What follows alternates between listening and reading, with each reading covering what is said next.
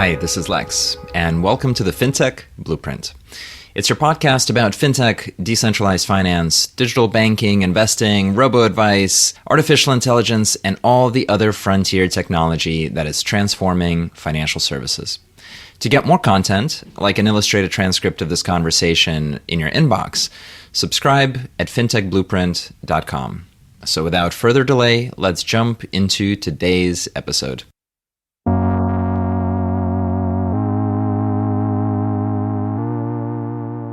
Hi, everybody, and welcome to today's podcast. I'm so excited to have with us Michele Tucci, who is the MD Americas and Chief Strategy Officer of CredoLab. We're going to learn about digital banking, digital credit, as well as the intersection between financial services, telecoms, and technology more generally. Michele, welcome to the conversation. Thank you, Lex. Happy to be here. My pleasure. Let's start off with painting the picture of sort of your career and your skill sets. Like when you look back at some of the foundational experiences that you've had, how do you frame them? What do you think of as the core that you've developed, to bring forward into entrepreneurship? What were those early experiences that really made an impression? I think the starting point of my real career was when I joined Capital One in 2003. That was back in Italy, in Milan. And from a US point of view, Capital One was the largest credit card issuer in the US at that time. Italy was considered as an emerging market. Imagine that.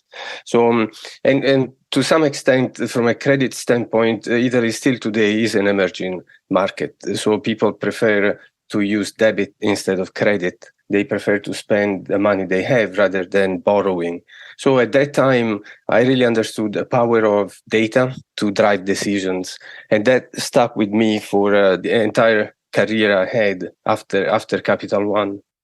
Two questions on that. The first one is this really interesting behavioral question that you've brought up, which is, why do you think Americans use credit cards and what keeps them addicted to credit versus Europeans? The second question is, what did data look like in the early and mid 2000s? Good questions. So from a behavioral standpoint, there are two considerations, I would say. One is really cultural. You spend what you have in Italy, and it's similar in France, Germany, Belgium as well. In the US, instead, you tend to want a bigger house. You tend to want a bigger car or a newer car. And the second point is about the financial ecosystem.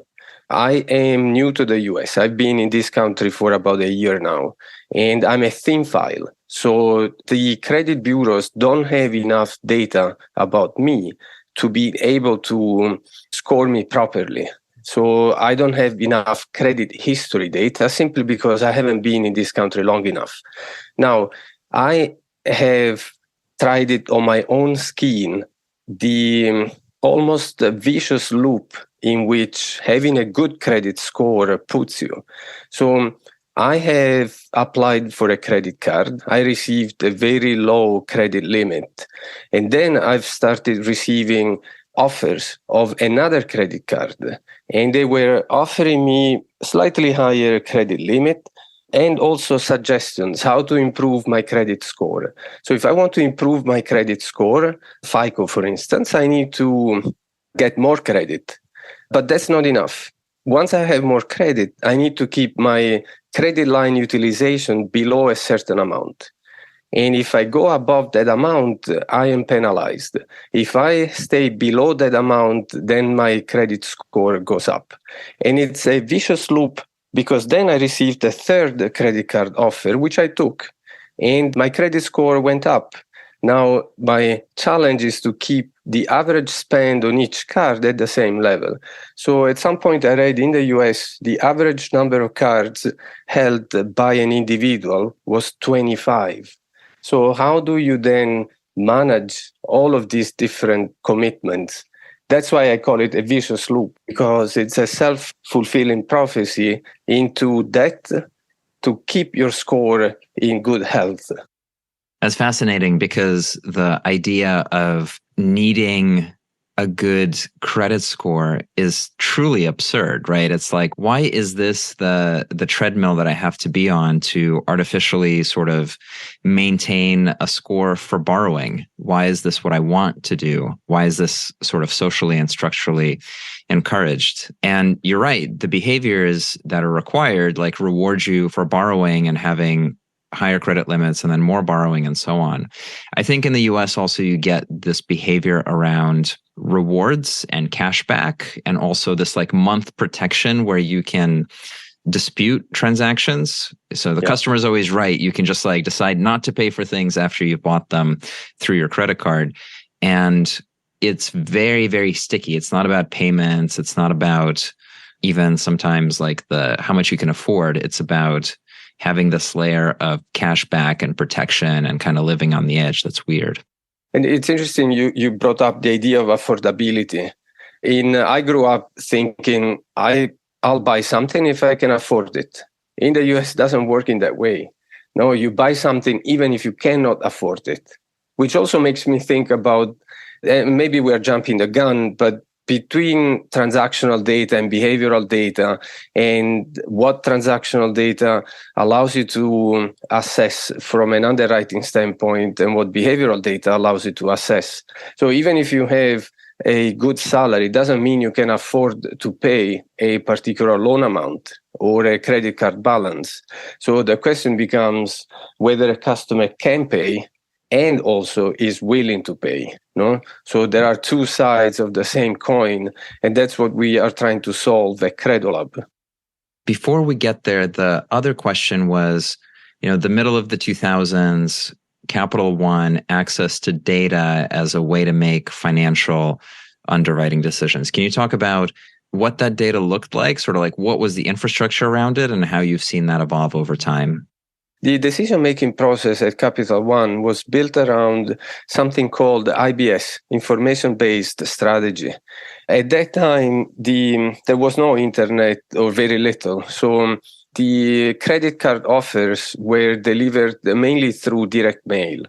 So the data we collected were around the conversion rates, and whether a yellow envelope led to a higher conversion rate versus a white envelope, whether having a gimmick in the letter itself converted more than not having a gimmick, or using icons versus in the letter itself, in the body of the letter, or having a plain letter or something that looked more formal.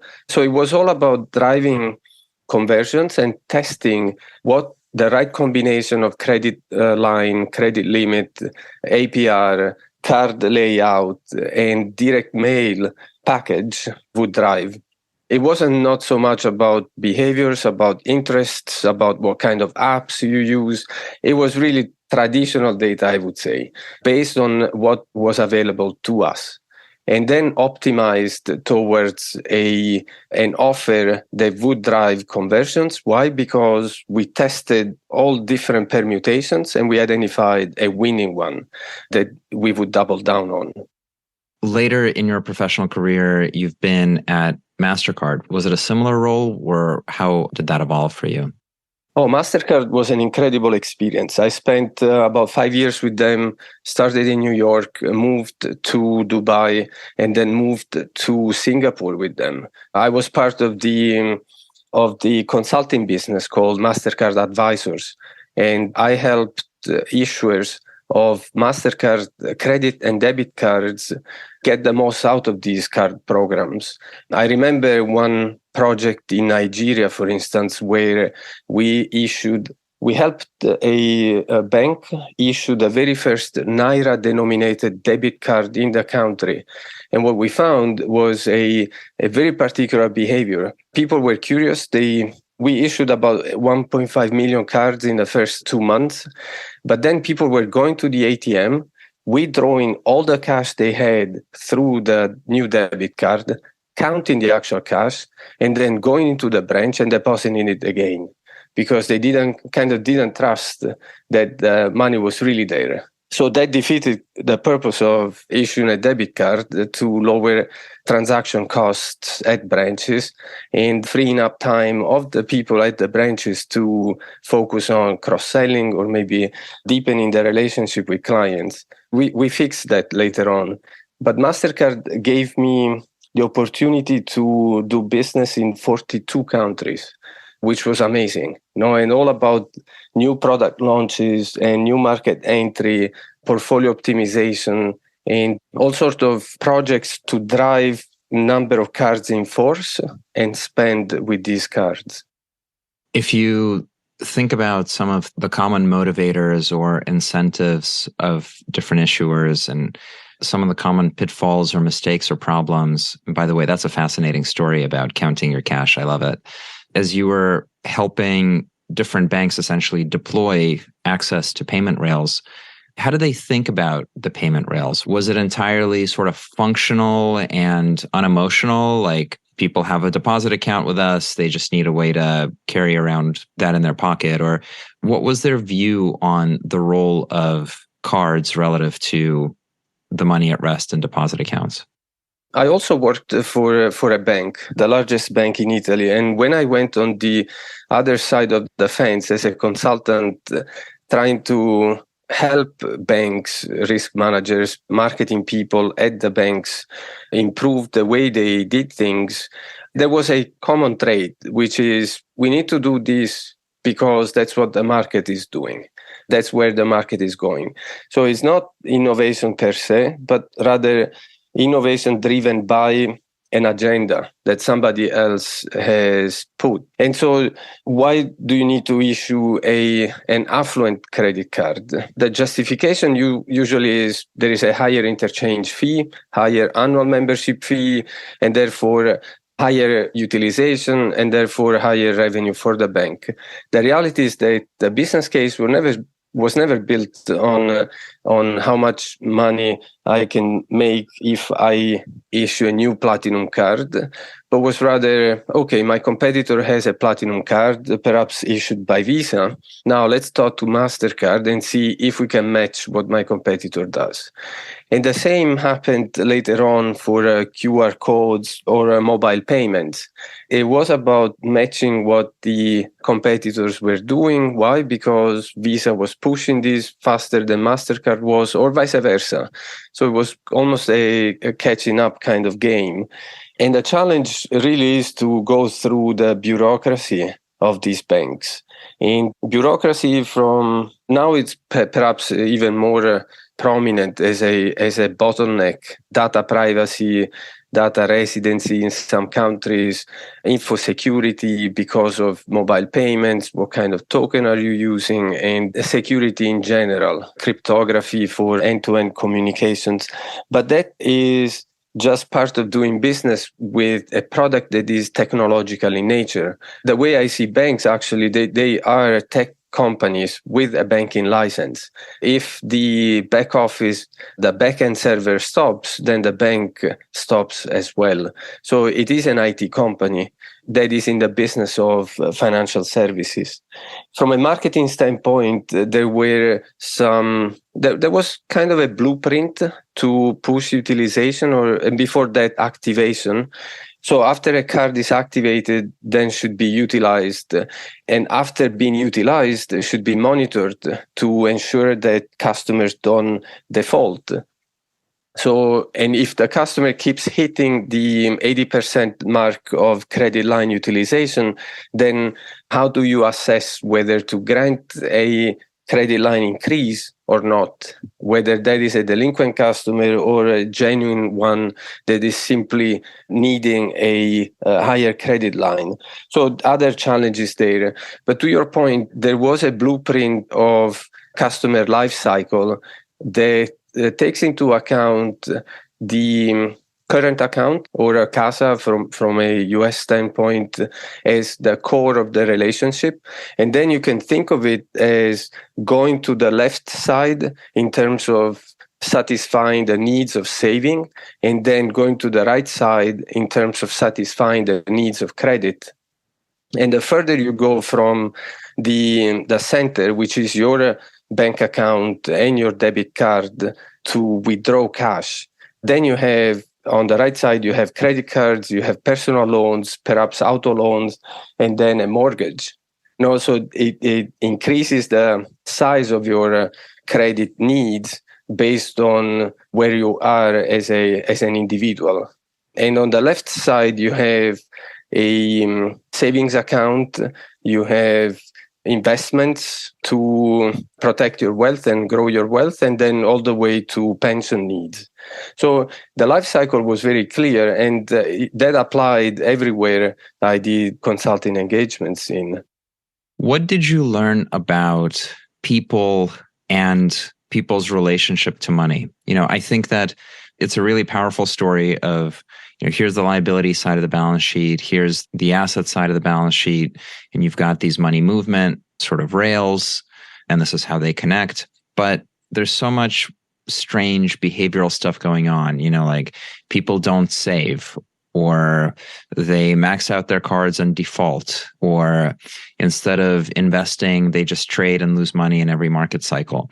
Did you come to see any profound insights about this financial human nature, having had all this access to bank data and payment data? It is human nature. The idea that even if you have twins, one may be a saver, the other one is a spender.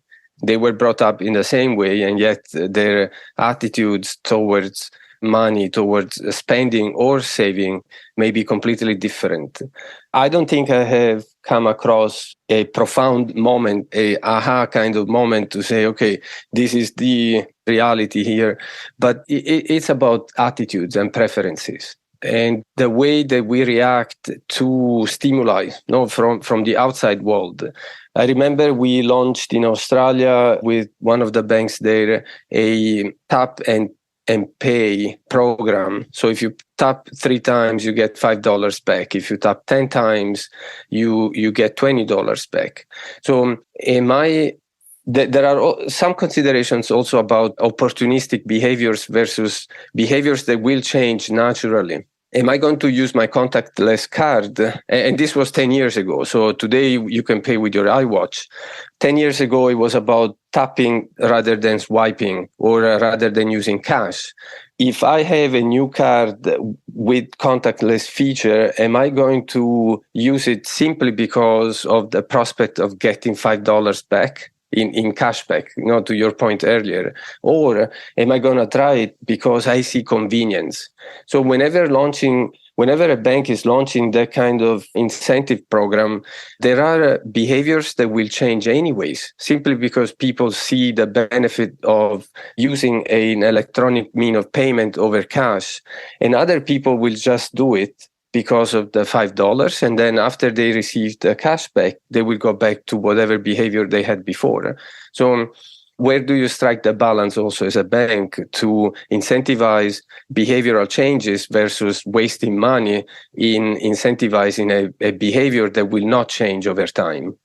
But in terms of attitudes, there are plenty of companies around doing psychometric assessments as a way to assess risk profile of people. And those are typically 25 to 30 questions about your attitudes. How do you see money? How do you see savings? Why do you save? Why do you spend?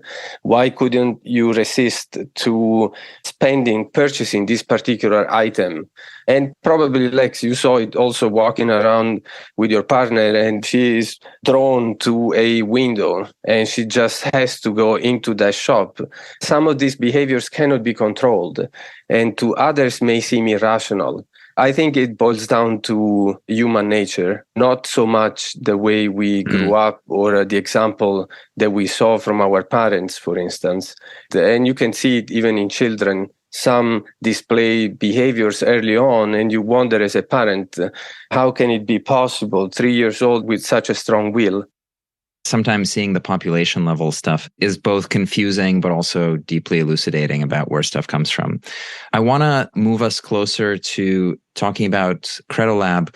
I'm really interested in your experience with point of sale and kind of mobile payments, and your experience trying to figure out how to build payments between telecoms and financial companies, and in particular, and again, maybe I'm going in the wrong direction here, but one of the things that has fascinated me is that for different geographies, we already talked about the differences between the US and Europe, but it's fairly arbitrary who the power centers are for delivering financial services. In some places, it's going to be the banks and the government regulators. In other places, it might be the telecom companies and the money networks. In other places, it might be the technology companies and the hardware companies and, some government identity system. So I'm curious as to your experience observing how different players come together to create financial networks in different geographies, and then anything interesting you can share about sort of the different permutations that you saw. I think you mentioned all of the relevant cases that pushed innovation or pushed innovation in payments. Like when you think of China and the size of the mobile payments network in China, that was driven by tech companies. No, it was driven by WeChat and Alipay. Now they have, I think, 900 million active users of this technology. And in the US, we are just in the last year or after COVID, we started using mobiles to pay wherever we go. Or the other one is in Europe, we had EMV network way before chip cards, basically way before the US did. The US adopted, you still have to sign for your debit card, which is not very safe. In Europe, you have to use your PIN code for every debit card transaction. To some extent, the US is still lagging behind in terms of adoption of new technologies. And in China, this was driven by tech. In Europe, more by the networks, Visa and MasterCard. In other countries, you just don't have the infrastructure, legacy systems. And so you jump to the latest technology. Mobile payments, there are two sides to the story. There is the issuing and there is the acquiring. You can push as many credit cards in the market, but if you don't have point of sale terminals to accept those cards, then you basically keep them in the wallets because there is no way to use them. So pushing mobile POSs, it was instrumental for Visa and MasterCard, for instance, to allow more people to transact with their cards. And I remember when I was at MasterCard, the CEO was Ajay Banga. He declared war on cash. He didn't see Visa as a direct competitor. It was, but the bigger competitor was actually cash. And therefore, and we go back to the idea of behaviors. If you are in the Gulf countries, UAE, Saudi, Qatar, where culturally you tend to prefer debit to credit, and you tend to prefer cash to debit simply because if you take out of your pocket a roll of money, a roll of cash, you display that you have money. But if you pay with even a debit card with a diamond on it, it's still a debit card and people may think that you don't have money. So as a status symbol, you want to pay with cash because that's how people recognize that you can afford to pay for something. Again, there is an intersection between behaviors, between cultures, between availability of technology, and then between regulation as well, that facilitates or not mostly the speed of adoption of a new technology.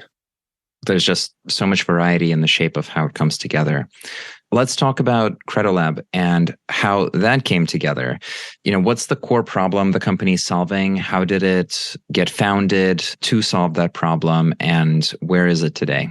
CredoLab solves one big problem that is a global problem for emerging markets as well as developed markets. The lack of data or a lack of good data to assess every individual. Today, we spoke about FICO, we spoke about the credit score from a US standpoint. In some countries, there is not even a credit bureau. There is not even a system to capture credit history worth of data. So what do banks do whenever they are in the presence of a new to credit kind of customer or a thin file, like I was a year ago in the US? they reject me because of lack of data. Some banks that have a higher risk appetite, they tend to approve, but with a lower credit line just to manage their risk. But still, it's a suboptimal situation for both the individuals and the banks alike. So we come in as CredoLab, and our founder and CEO, Peter Barczak, was a chief risk officer before founding CredoLab. And he identified this problem and tested different data, different sources of data, and identified that behavioral data coming from the smartphone devices, Android and iOS, if processed in the right way and with the right algorithms, could lead to a predictive score.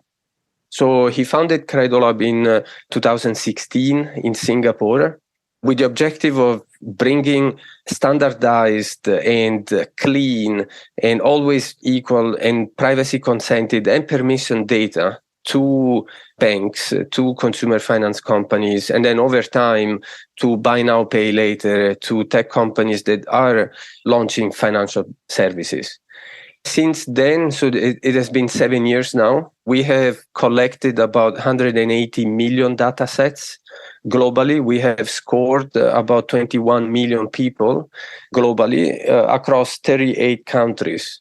And we have some of the largest banks and neobanks and buy now, pay later players as clients that use our data and scores to make decisions in real time.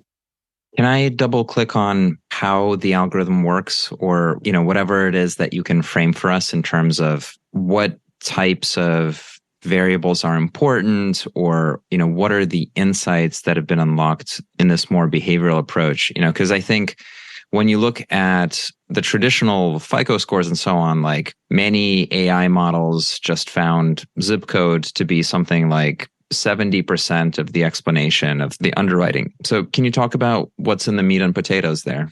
When mentioning zip code, redlining is not allowed anymore, especially in the US. There are a couple of considerations whenever you access data, whenever you build models that should be predictive and stable, but also they shouldn't bring bias into the decision-making process. You cannot discriminate based on ethnicity, gender, or zip code. As CredoLab, we do not process any personal data. So we don't know whether Lex or Michele is applying for a loan. We know that we have collected this particular data set from an Android device, and we have calculated a percentage, a probability of that device to be similar to a confirmed fraudulent or risky device. And therefore, the probability of that device to default is 40%.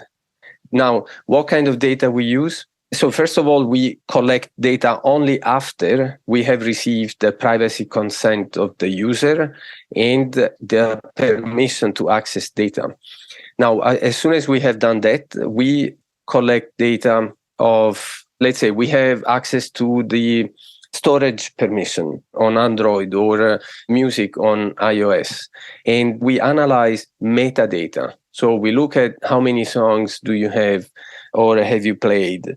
We look at how many images or videos have you created in the last week or perhaps the 2 days before applying for this particular loan. We look at app ownership on Android. We know that if you have more than 13 apps in the finance category, you may be 2.6 times riskier than somebody with less than 5 apps in the finance category. That's fascinating, because as somebody who runs a fintech podcast and newsletter, I have a lot of finance apps, which all of a sudden now makes me think I'm a bad underwriting risk. Not necessarily. So we don't take only that behavior into account. We analyze about 10 million of micro behavioral patterns to identify those that are most predictive for risk and probability to default. So we look at the combination of up to 50 micro behavioral patterns that have high information value. So now we go into the more technical stuff, high stability and low correlation with each other. So we don't want to make a judgment on one behavior only, but we use a combination of those those micro-behavioral patterns to calculate the score.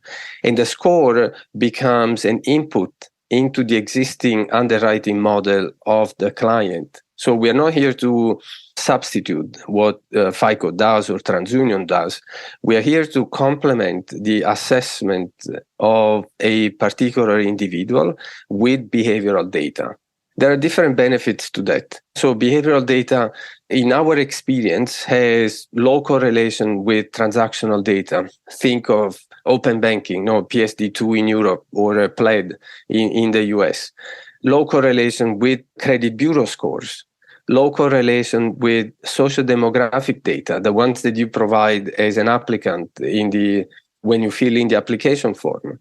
So imagine we collect, and I think as of today, we are the only ones in the market that can collect keystroke patterns and UI interactions and analysis of gestures in the app. So on top of digital footprints coming from the analysis of the metadata of your operating system, we can also analyze the way you actually interact with the user interface, how fast you type, the typing cadence, how many seconds you take to type your name, how long do you hesitate before clicking on submit loan application, or are you hovering on that submit button and then are you scrolling up and checking your applications? If you do, how many times? So all of this is behavioral in nature. If we go back to one of the original questions, now imagine you and I, we have the same salary, we work in the same industry, we have a similar FICO score in the US or a similar credit bureau score. So from an affordability point of view, we both qualify. However, from a willingness to repay, according to CredoLab score, Lex is willing to repay and Michele is not. So by combining different sources of data plus CredoLab score into one decision, you are able to reduce number of false positives and false negatives. Basically, you can approve more people and also keep risk under control. That's super interesting. It's your digital avatar, the reflection of yourself in negative behavioral space is enough to impute the personality characteristics that make somebody deserve a loan. It's wild to hear. Do you have a caricature of the very confident person who just fills out the form and clicks submit is, trustworthy, and the person who's neurotic and 10x checks every single thing is going to be a bad risk? Is there a version of that the company keeps, or is it much more contextual than that? Interesting that you go in that direction, because this is a product that we're working on as we speak. We have hired a behavioral psychologist. He is looking through the data sets we have and actually identified a framework to predict your personality type based on the way you use your mobile phone. And so this is not about risk now. This is about marketing, a marketing use case. And imagine we are using a framework called OCEAN, or a Big Five personality types. OCEAN stands for openness, consciousness, extraversion, agreeableness, and neuroticism. Based on the analysis of the way you use your, for instance, the brightness of your display or battery level, how often do you charge your mobile? Or do you charge it before going to bed, for instance? Or you forget and you run low on battery during the day? What kind of apps you use or how many selfies you take? There are about 70,000 data points that we analyze. And again, without knowing that you are Lex or Michele. No, we are simply analyzing a data set without being able to connect it with the identity of a user. So we will be able to predict your personality type and therefore recommend to our client how to communicate with you, how to best communicate with you. In terms of messages, some people will want to have social proof as a way to encourage them to click or to apply for that particular offer. Some people will respond better to an image of a monkey for instance, or an image of a baby. So the idea is that we can leverage the same data that we are processing today for risk assessment and fraud prevention to enable a marketing use case that aims at converting people better. It's wild stuff. And I think we'll only have more and more of our digital footprint online. And I think like people don't really understand when they interact with a mobile device that they have this like software octopus sitting around their head, figuring out all the things that they're doing, and that those things are actually quite meaningful. And those patterns might not be understandable to us in the physical space, but in the digital space, they are discernible. And of course, it's comforting to hear that privacy and consent and anonymity is built into your platform and what it is you're doing. I guess from the ground up. Yeah, I imagine it has to be, especially given the European markets and GDPR and so on. As a closing question, I'd love to ask you a forward-looking question about how you see these types of approaches to accessing financial services developing, and what their role will be relative to more traditional finance approaches, as well as the role of banks. And we have this context now of generative artificial intelligence, of internet scale, machine models being able to generate realistic human outputs in terms of language, in terms of visual objects, and I'm guessing soon enough financial characteristics are as easy to fake as somebody's portrait. How do you see that arms race going forward? How do you see the development of, on the one hand, the data and the imprints that you're leveraging today for your product, and then on the other hand, the AI products that'll eventually rise out of it, and then the role of banks within that mix? I think it's inevitable that this will become even bigger. Data is digital footprints that we leave behind is massive and rich of insights. For me, as long as we extract insights that are valuable to the end user, and we're not taking advantage of the permissions that we've been granted to access their data, then it's only for the greater good. We are talking about financial inclusion. We're talking about fairness in the risk assessment or improved fairness. So by mining this data, we're able to include more people into a fairer financial ecosystem. Then it's a win-win for everybody. What I see and what I hope for is also an increased regulatory oversight on this kind of data. Interestingly enough, of all the countries where we operate, you mentioned Europe, but actually Indonesia is the one that has implemented a framework to learn. The Financial Services Authority of Indonesia, OJK, has implemented a regulatory sandbox where they test new technologies, and CredoLab has been selected as a role model for the way we process smartphone device metadata and the way we calculate scores that are used by banks in the country to score people in real time. Credit bureaus in Indonesia have less than 30% penetration. So what about the other 70% of the population? Do you leave that outside of financial services? That's not fair. So for us, if we have regulators that want to learn about smartphone metadata, we are keen, happy to work with them and explain how this can be done in full data privacy protection. Think about this also, Lex. I'm sure you have TikTok on your mobile and Instagram. You are giving away a lot more data than you may realize in exchange for what?